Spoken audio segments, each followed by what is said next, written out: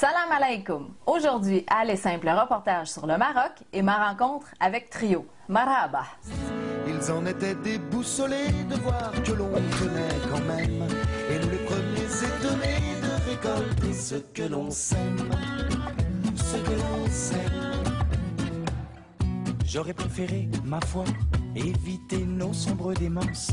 Et maintenant... Le Maroc est un pays situé au nord-ouest de l'Afrique, de près de 35 millions d'habitants. Le Maroc se caractérise par une diversité de paysages.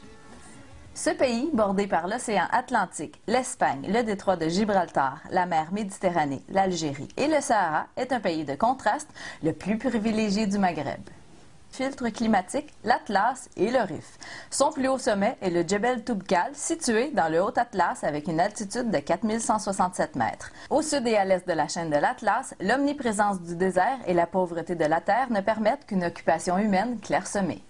Le Maroc offre aux voyageurs plusieurs zones climatiques, une zone méditerranéenne au nord, continentale à l'intérieur, Atlantique le long de l'océan et désertique au sud et à l'est, avec des températures pouvant atteindre 50 degrés Celsius dans le désert du Sahara et moins 20 degrés Celsius sur les hauts sommets de l'Atlas, les écarts de température peuvent être importants dans une même journée au même endroit.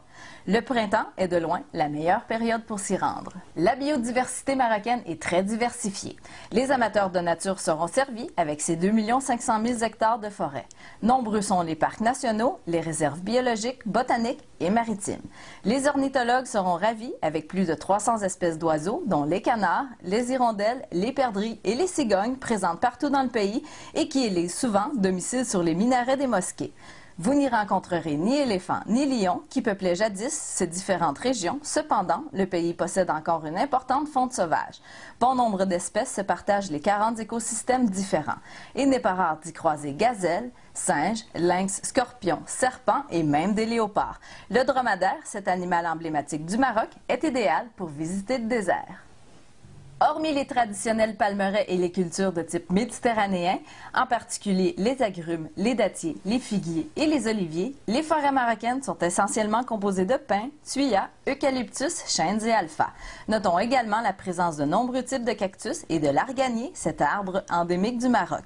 La flore marocaine dépend du sol et du climat qui influencent son développement. Selon les régions, elle est méditerranéenne, montagnarde et saharienne.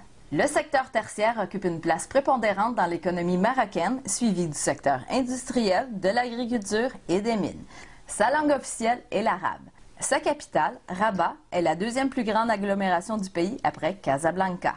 Avec ses 630 000 habitants et sa superficie de 117 km², elle est située sur le littoral atlantique du pays. Les prix des stationnements étant très élevés, vous gagnerez à utiliser le transport en commun. Vous pourrez choisir entre le bus et le train grande vitesse qui relie plusieurs villes.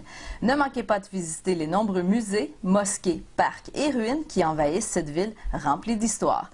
Le Théâtre national Mohamed V est l'une des plus grandes institutions culturelles de Rabat.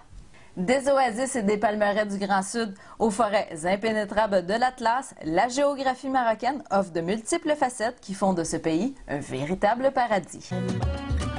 Ce que l'on sème.